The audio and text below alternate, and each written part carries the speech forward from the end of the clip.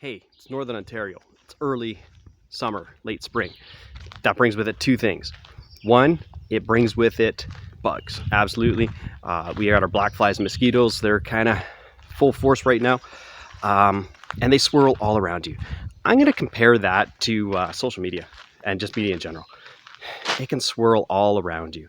It can bug you to the point where you are distracted from the life and journey that you are on. So I'm reminding myself in this, don't allow those things to suck the life out of you. Keep moving. In fact, that's the best way to avoid the black flies and mosquitoes. Keep moving. And with the black flies, sometimes you just got to keep your mouth shut because otherwise you'll swallow them. That's also good advice. So if you have to, right now, if you're watching this and there's other people in the room with you that you haven't had a conversation with for a while, put down your phone and connect with them. That's what I'm saying. Because social media can be such a distraction from each other. And we are to journey together in life. That brings me to the next point, and that is the weeds. They start to grow now in your garden. If you don't start to take care of them, they will choke out the fruitfulness of what you're trying to produce in life.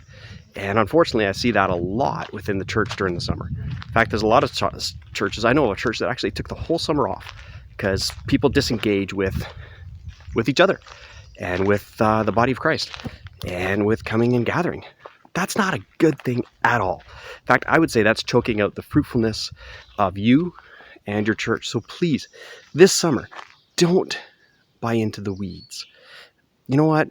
Spending some time on vacation is fine, but don't make excuses and spend every time where you could be with other believers as me time.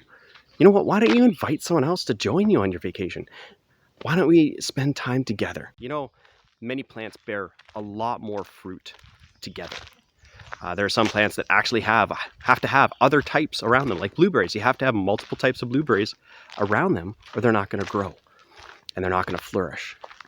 And Jesus himself talks in a parable about how there are two specific groups. There's actually 4 seeds, but the 2 I want to focus on. There's a group of seeds that are planted in good soil and they bear an amazing harvest. There's also a group of seeds that are planted in fairly good soil and the plants flourish, or it looks like it, but they're not producing fruit.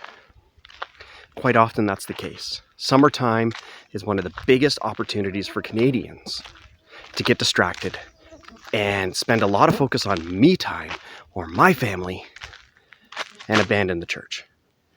It's like that Jesus is a coat that you only wear winter, spring, and fall, but he's not actually for all year round.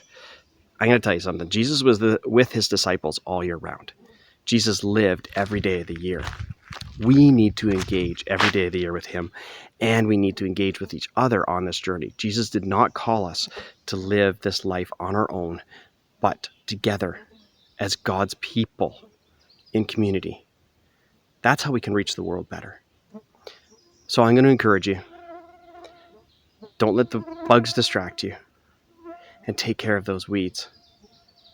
Don't let those things climb up that are going to choke out God's fruit in your life. I've seen it happen every summer. I pray it's not happening as much around here and that it won't happen in your life. Have a good one. God bless.